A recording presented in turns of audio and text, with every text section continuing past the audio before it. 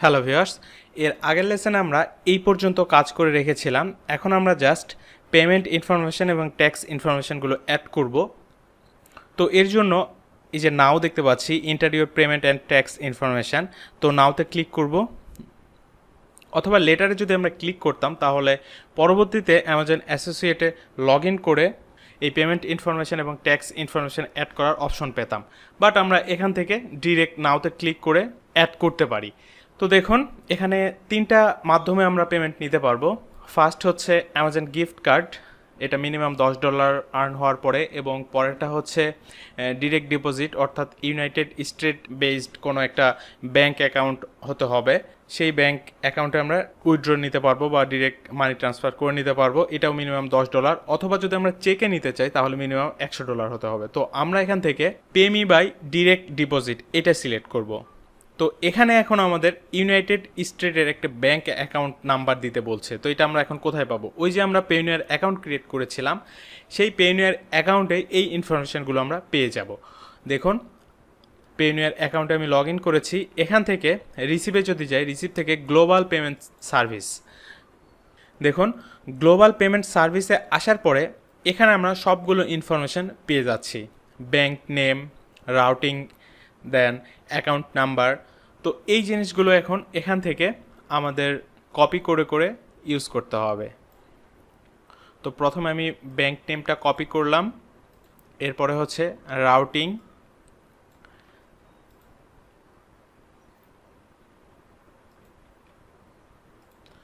তারপরে হচ্ছে account number,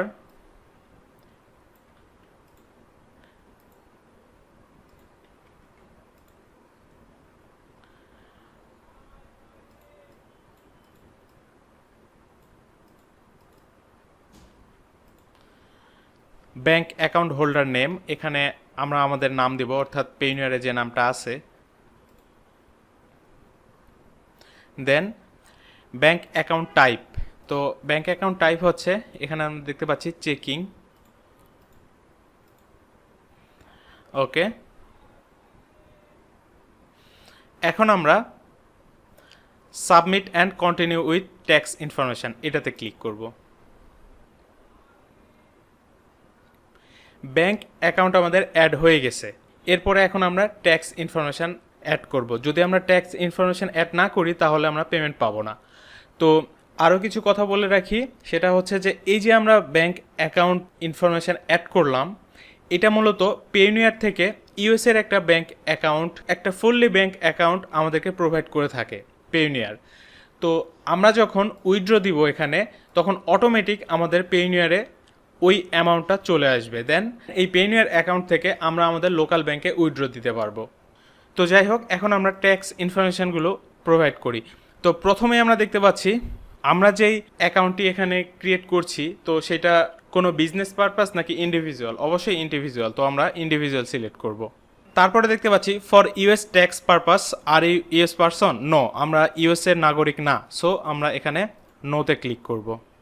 দেন এরপরে এখানে আমাদেরকে বলছে are you acting an intermediately agent, অর্থাৎ আপনি কি একজন মধ্যস্থকারী হিসেবে কাজ করছেন? তো এখানে আমরা দিয়ে দিব নো।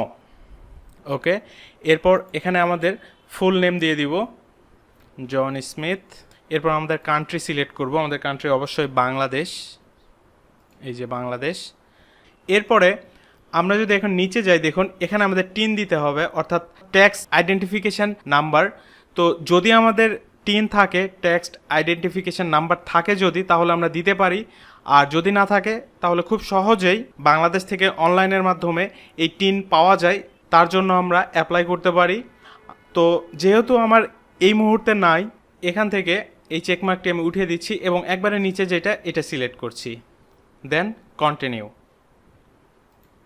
দেন এখান থেকে রিলেটেড টু ইনকাম, এটা আমরা দিব all service will be performed outside the US.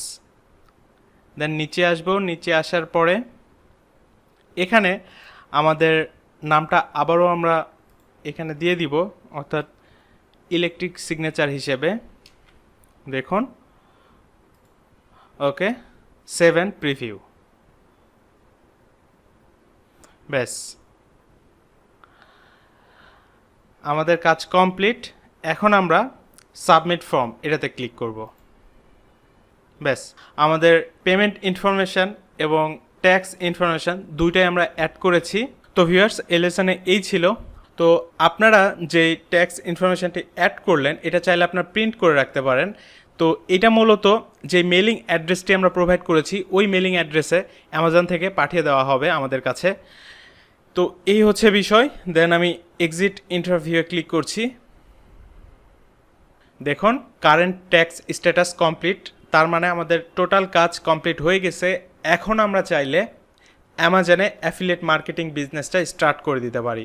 এর পরের লেসনে আমরা কিভাবে বিভিন্ন প্রোডাক্টের লিঙ্ক চুজ করব অথবা লিঙ্ক নিব এবং ওই লিঙ্কটা কিভাবে আমাদের নিজ সাইট বা বিভিন্ন রিভিউয়ের মধ্যে অ্যাড করব এই বিষয়গুলো দেখব। সবাই ভালো থাকবেন, ধন্যবাদ সবাইকে।